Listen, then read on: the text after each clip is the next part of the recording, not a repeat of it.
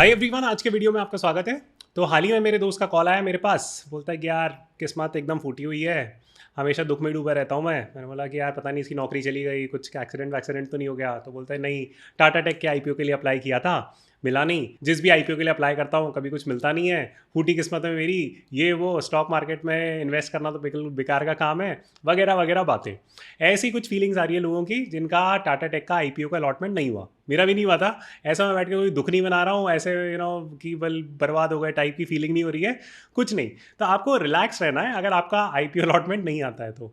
अब मैं आपको सिस्टमैटिकली समझाऊंगा इस वीडियो पे कि अगर आपका टाटा टेक आईपीओ का अलॉटमेंट आ चुका है तो आपको क्या करना चाहिए, अगर नहीं आया है तो आप क्या कर सकते हो, एंड इतने परेशान होने वाली बात ये क्यों नहीं है। तो बहुत सिंपल पॉइंट्स में बात करूंगा और बहुत ही ब्रीफ इंसाइटफुल वीडियो रहेगा। तो सबसे पहला समझने वाला पॉइंट ये आता है कि अगर आपने टाटा टेक आईपीओ के लिए अप्लाई किया या किसी भी अच्छे आईपीओ के लिए अप्लाई किया तो एक मैक्सिमम प्रॉफिट आपका बन सकता है, right. For example Tata Tech IPO का जो लॉट साइज था वो करीब करीब 15,000 रुपये के आसपास था। तो आप 150% प्रॉफिट मान भी लो, जिसपे अपन अभी हाल फिलहाल बैठे हुए हैं जब मैं ये वीडियो बना रहा हूँ, तो उस हिसाब से आपके करीब करीब 22-23 हज़ार रुपये का टोटल मुनाफा निकल के आता है। तो हो सकता है कि ये 22-23 हज़ार रुपये बहुत बड़ी कीमत हो किसी के लिए, किसी के पोर्टफोलियो के साइज के हिसाब से हो सकता है छोटी कीमत हो। मेरे हिसाब से ऐसे 22-23 हज़ार रुपये का अगर आपका लॉस हो जाए, नोशनल लॉस हो जाए, तो ऐसे आप घबराने की कोई ज़रूरत नहीं होती है यार। अब ये किस्मत का खेल होता है, कभी आपकी किस्मत साथ देगी, कभी नहीं देगी। अब ये बैठ के मत देखते रहो कि टाटा टेक आईपीओ कितना बढ़ गया है, हाय हर दिन हमें लॉस होती जाता है, काश हमने कुछ कर लिया होता। तो इस तरीके की बातें आपके दिमाग में आनी नहीं चाहिए। थोड़ा तो गेम ऑफ लक होता है, इस बार आपकी किस्मत साथ नहीं दी, हो सकता है अगली बार दे देगी। अब इसमें बैठ के दुख मत बनाओ, ये सबसे पहला इंपॉर्टेंट पॉइंट है। अब दूसरा पॉइंट ये आता है कि जो किस्मत वाले लोग हैं उनका अगर अलॉटमेंट हो चुका है तो भाई आप किस्मत में मत खेलते रहो कि भाई साहब एक दिन में 160% प्रॉफिट तो 2 दिन में 320% प्रॉफिट, ऐसा मत सोचना। क्योंकि आईपीओस जो अच्छी लिस्टिंग जिनकी होती है यूजुअली वो गिरते हैं, एंड तब जिनके पास नहीं होता जो अलॉटमेंट किसी अच्छी कंपनी का, तो उनके पास भी मौका बनता है खरीदने का। तो इस समय क्या आपको बेच के निकल जाना चाहिए? मैं आपकी जगह पे होता तो क्या करता? देखिए रिकमेंडेशन नहीं है, लेकिन मैं अगर आपकी जगह पे होता तो मैं 150% के प्रॉफिट के आसपास निकल जाता। अब मैं क्यों निकल जाता 150% प्रॉफिट के आसपास? ऐसा कोई मैंने हवा में से नंबर निकाल दिया 150%, ऐसा मैं 150% ही क्यों बोल रहा हूँ? 180% या 250% या 30% क्यों नहीं बोल रहा हूँ? बहुत सिंपल सा रीज़न है कि अगर आप history of best listing day gains की हिस्ट्री देखोगे इंडियन आईपीओस की, तो आपको ये वाली लिस्ट मिलेगी। एंड मैं आपके साथ देखता हूँ ये वाली लिस्ट, तो आपको यहाँ पे पता चलेगा कि ये जो 10 आईपीओ थे इनका एवरेज लिस्टिंग डे गेन कितना था। तो करीब करीब आप देख सकते हो कि यहाँ पे जो सेगाची इंडस्ट्रीज था उसको 270% था, पारस डिफेंस का 185% था, कहीं होगा 140% था। तो आप देख सकते हो कि मोस्टली जो रेंज निकल के आ रही है वो निकल के आ रही है 140 से लेके 180-190 तक की रेंज। तो 160% गेन, 165-170% जहाँ पे हम अभी हैं, एक अच्छा खासा गेन बन चुका है मेरे हिसाब से। मैं आपकी जगह पे होता तो मैं निकल जाता, राइट। अब ऐसे मैं क्यों बोल रहा हूँ, राइट। अगर आप ये 10 स्टॉक की हिस्ट्री उठा के देखोगे कि इन्होंने आईपीओ होने के बाद कैसा परफॉर्मेंस दी है, तो आपको डेफिनेटली एक बाइंग अपॉर्चुनिटी दिखेगी। अब मैं आपके साथ एक एक करके, मैं पूरी लिस्ट तो शेयर नहीं करता था, इसमें से मैं आपके 2-3 रैंडम स्टॉक्स उठाता हूँ एंड उसका एनालिसिस आपको फटाफट करके दिखा देता हूँ। तो सबसे पहले शुरू करते हैं पारस डिफेंस से। तो आप देख सकते हो कि लिस्टिंग के बाद पारस डिफेंस करीब करीब 1200 रुपये तक गया था, एंड फिर वो नीचे जाते जाते जाते जाते पहुंच गया 469 पे। तो ये इसका डाउनवर्ड ट्रैजेक्टरी एक तरीके से कंप्लीट हो गई। डाउनवर्ड ट्रैजेक्टरी का मतलब क्या कि स्टॉक गिरना शुरू हुआ और ये लॉन्ग टर्म में और एटलीस्ट इस पर्टिकुलर जोन में गिरता चला गया, फिर यहाँ पे इसका कंसोलिडेशन हुआ, फिर ये उठ गया और ये फिर से वापस गिर रहा है। अब हो सकता है शायद कंसोलिडेट हो जाए, फिर हो सकता है कि फिर से अगली रैली दिखाए।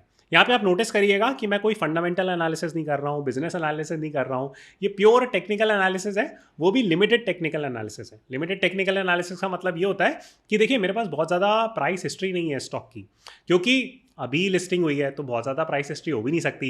सो फ्रॉम दैट पर्सपेक्टिव आप इसमें ना बिजनेस एनालिसिस लगा सकते हो, ना टेक्निकल एनालिसिस लगा सकते हो, ना इसमें फंडामेंटल एनालिसिस लगा सकते हो।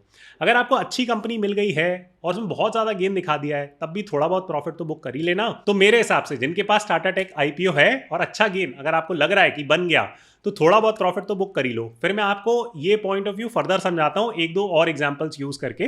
तो चलिए पढ़ते हैं फटाफट सेगाची इंडस्ट्रीज के बारे में। तो ये रहा सेगाची इंडस्ट्रीज का। यहाँ पे आप देख सकते हो कि ये स्टॉक था 56.72 पे, फिर गिरता गिरता गिरता गिरता गिरता गिरता पहुंच गया ये 22 रुपए पे। तो ऑलमोस्ट 2/3 तक कट गया ये स्टॉक और 22 रुपए से फिर इसने चढ़ाई शुरू करी और अब ये वापस पहुंच चुका है उसी आईपीओ प्राइस पे अराउंड 53 रुपीज। सिमिलरली एक और कंपनी उठा लेते हैं, चलिए लेटेंट व्यू उठा लेते हैं। तो लेटेंट व्यू में क्या हुआ था, लेटेंट व्यू में भी ऐसा ही हुआ था कि ये 697 के आसपास आईपीओ डे था इसका, एंड फिर ये गिरता गिरता गिरता गिरता पहुंच गया कितना 321, तो 50% से ज़्यादा कुटाई हो गई स्टॉक की, एंड उसके बाद फिर से चढ़ गया।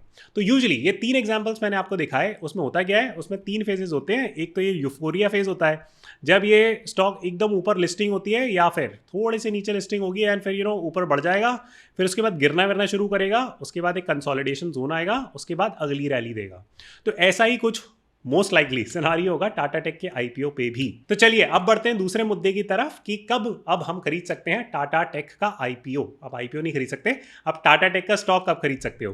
तो देखिए इसमें आपको ना 3 बातें ध्यान रखनी है। सबसे पहली चीज कि अभी मार्केट क्या है, बुलिश सेंटिमेंट में, राइट। सो मैं यहाँ पे बीयू लिख देता हूँ, बुलिश। बिजनेस, जो टाटा का बिजनेस अभी चल रहा है, सब लोग टाटा के बिजनेस पे, टाटा ब्रांड पे बहुत बुलिश हैं।